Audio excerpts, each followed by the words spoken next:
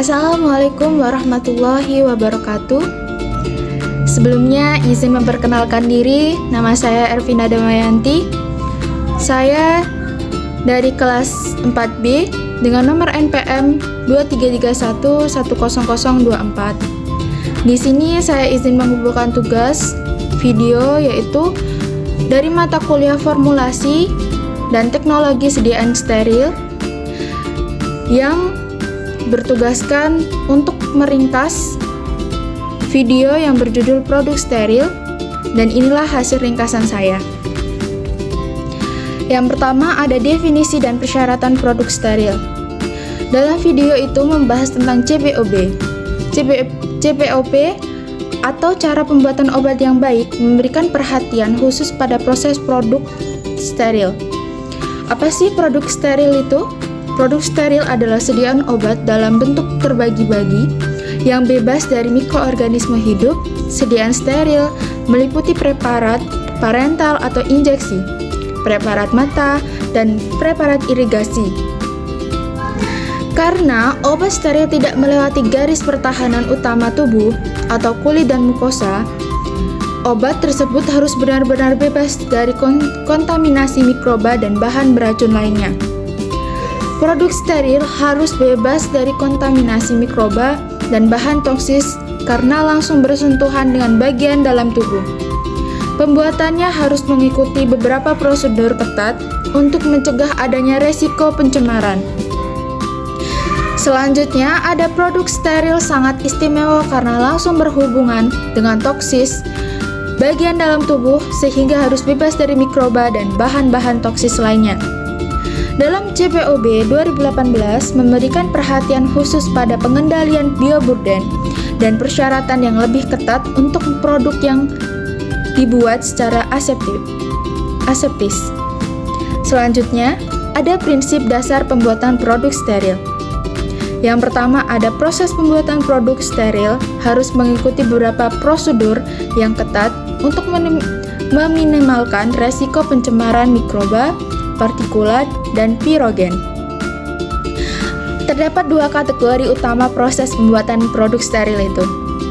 Yang pertama ada sterilisasi akhir dan proses aseptis. Apa sih bioburden itu? Bioburden adalah jumlah bakteri atau kuman hidup di permukaan benda sebelum disterilkan. Dalam CPOB mengharuskan penentuan jumlah bioburden berdasarkan kajian resiko mutunya.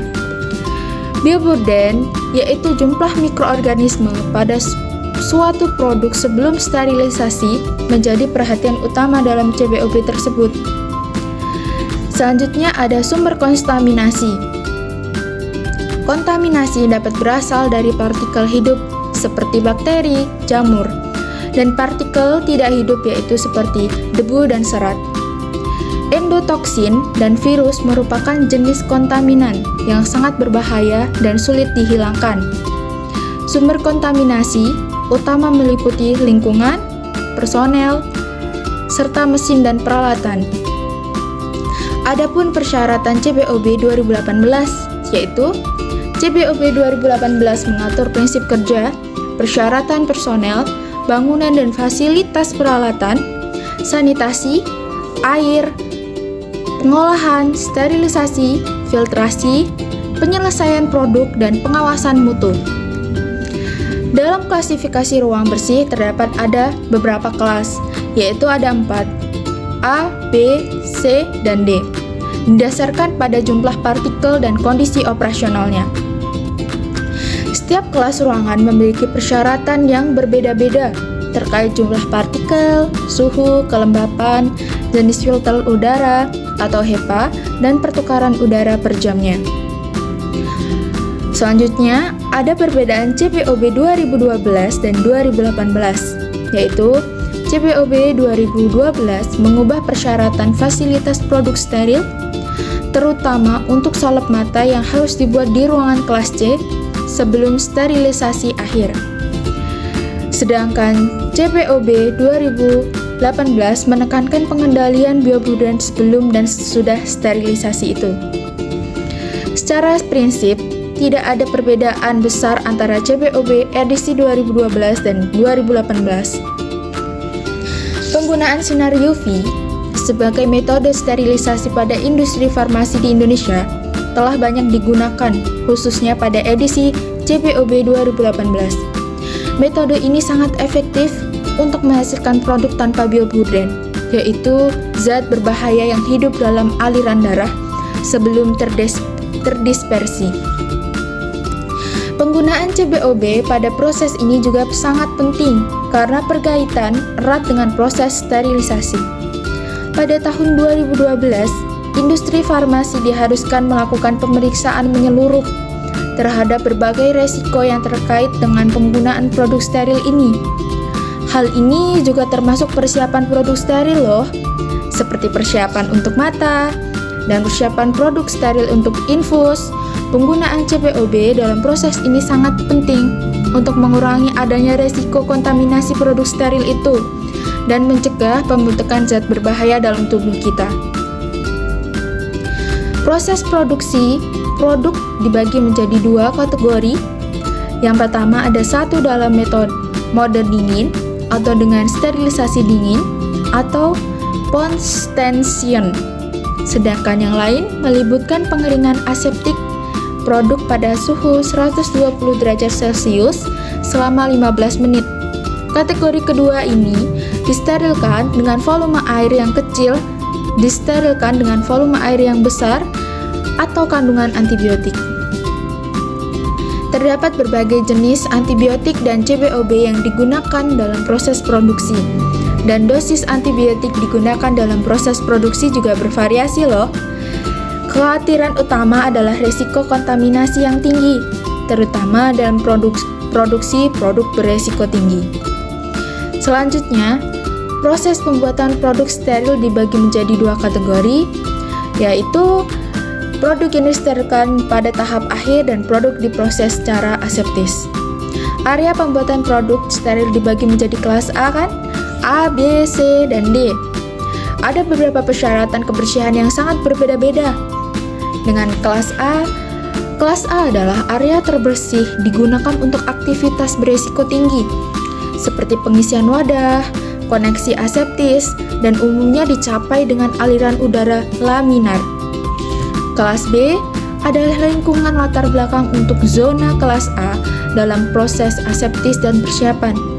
Sedangkan kelas C, area ini untuk tahap manufaktur beresiko rendah, biasanya untuk produksi non-aseptis.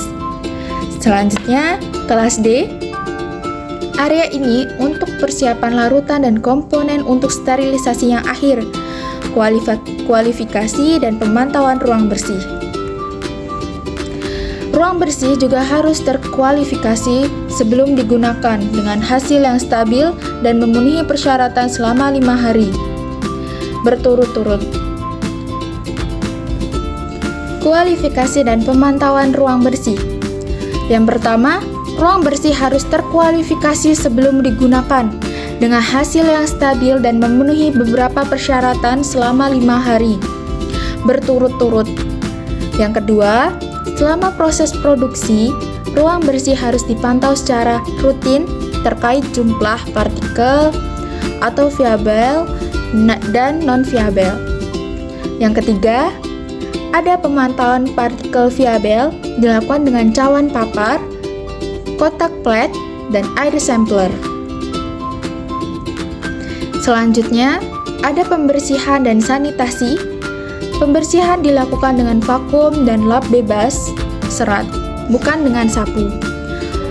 Selanjutnya ada air untuk injeksi digunakan untuk pembersih. Selanjutnya ada kesimpulan dari video ini, yaitu video ini membahas persyaratan utama CBOB 2018 untuk pembuatan produk steril, menekankan pengendalian biopuden yang lebih ketat, perbedaan antara sterilisasi akhir dan proses aseptis, pentingnya klasifikasi ruang bersih A, B, C, dan D dengan persyaratan HVAC dan desain yang spesifik, disiplin personel dan pakaian sterilisasi dalam pemakaian, pemantauan lingkungan, dan pembuatan produk bebas kontaminasi dan aman digunakan untuk tubuh kita. Dan sekian dari saya akhiri, wabillahi taufiq walhidayah. Wassalamualaikum warahmatullahi wabarakatuh. Semoga bermanfaat.